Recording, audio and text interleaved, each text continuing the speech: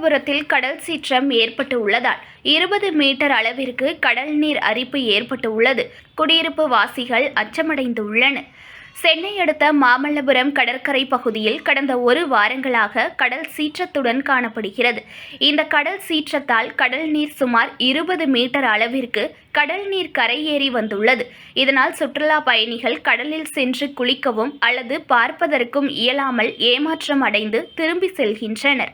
மேலும் மாமல்லபுரத்தில் கடற்கரை பகுதிகளில் சொகுசு விடுதிகளின் அருகில் கடல் நீர் அரிப்பு ஏற்பட்டு உள்ளது. இதனால் அந்த பகுதியில் குடியிருக்கும் குடியிருப்பு வாசிகள் மற்றும் ஹோட்டல் உரிமையாளர்கள் பாதிப்பு ஏற்பட்டுள்ளதாகவும் கூறுகின்றனர்.